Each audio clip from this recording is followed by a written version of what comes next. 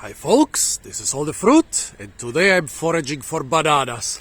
I've done a lot of foraging for bananas in the last decades, in southern Florida, on the Caribbean island of Guadeloupe, on the Indonesian island of Java, on the Indonesian/Malaysian/Brunei island of Borneo, on continental Malaysia, in Thailand, even in the Canary Islands and in Spain, in southern Spain on the Costa Tropical.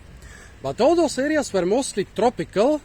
Okay, the Canary Islands are subtropical, and the Costa Tropical in southern Spain is also subtropical, and it's almost at the same geographical latitude as Africa.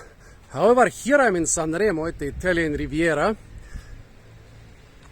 Well, those gentle slopes here in the city park are actually the foothills of the Alps, you know, those snowy mountains in Switzerland, Austria, Germany, and so on.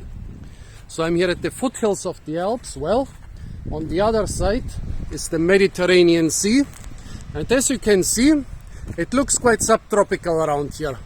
I think this is the northernmost place in the world where you can grow a lot of those subtropical things and even get decent fruit. You can actually grow some of them in Britain, all the way up to Scotland because of the Atlantic climate, but the fruit will all usually be rotten or tasteless. And here you can grow bananas. You can grow bananas in Britain and in Germany, but it will be usually the non-edible Japanese fiber banana, Musa basio. However, here I hope to get some edible bananas. The edible bananas on the Riviera, as I said, on the same geographical latitude as southern Canada, but they are not too common. There are some in private gardens, and there are some in public gardens. Actually, I saw some in public gardens in the city center of Sanremo, or in front of the casino. There are a lot of them, but basically those were quite close to populated places, and I didn't want to harvest after, and the bananas were not ripe anyways. Look at this thing here. At the same geographical latitude as southern Canada, basically in the foothills of the Alps, there is a bunch of bananas growing without any protection. Its only protection is basically the proximity of the Mediterranean Sea, which heats up the area, the protection from the north by the mountains of the Alps and by this house, and also the local protection here by this house and by the plants around it. I don't see any care being taken of this banana. Maybe they water it from time to time, and maybe they fertilize it. But this banana bunch is starved for everything. Starved for light, as you can see. They are growing quite in the shade. Bananas need a lot of light. Starved for nutrients. You need to fertilize them like crazy. Most important of all, starved for water.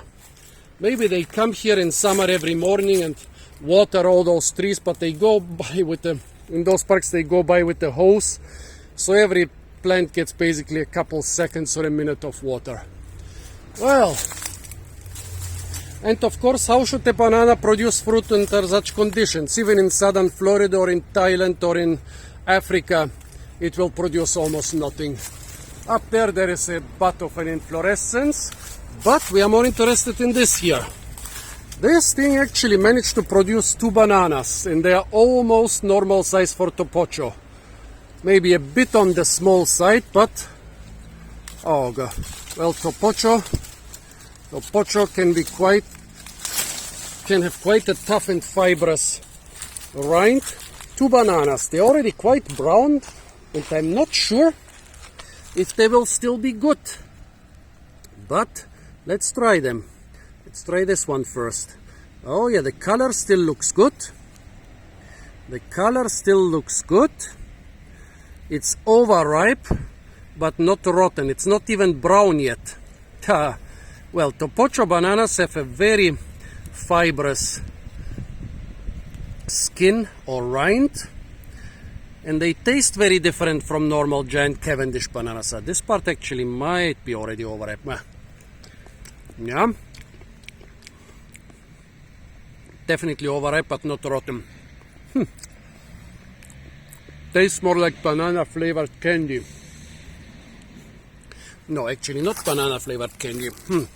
The taste is really interesting, folks. Compared with the boring Cavendish, And giant Cavendish is what 99% of you will get in the supermarket 100% of the time.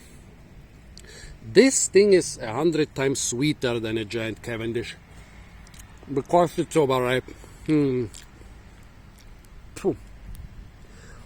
It tastes of concentrated plum juice, plum syrup, or pear syrup. Yeah, concentrated, very concentrated plum or pear syrup. So concentrated you can put it on your toast. It's delicious. It's an explosion of sweetness. Wow, this is so much greater than a normal banana. It also reminds me of when you barbecue a banana. Barbecue bananas, folks, they get incredibly sweet. You can put chocolate inside before you barbecue them, but it's not necessary. The banana will be incredibly sweet even without chocolate. Now this other one looks even more gone. This is a bit juicier.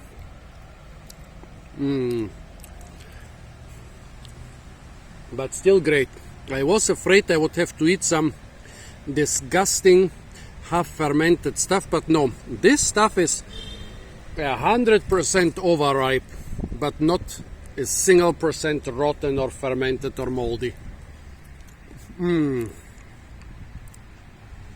Well, maybe I overdid it when I said not a single percent. Maybe it's 1 or 2% fermented. Oh yeah, this end of this banana is a bit fermented, but just a bit. Incredible. Yeah, very, very fibrous skin. Amazing. So folks, now I can say that I did successfully harvest super tasty bananas at the geographical latitude of Canada, at the southern foothills of the Alps, in a park of the beautiful city of Sanremo. If you manage to go to the Italian Riviera, visit the city of Sanremo. Its parks and gardens are amazing. I'm sure it's amazing for other things too, but I spent the whole day just visiting its parks and gardens. So folks, those were the Topocho bananas grown in Sanremo on the Italian Riviera. Stay tuned for a lot more fruit videos from the beautiful city of Sanremo. And don't forget to like, share, comment and subscribe.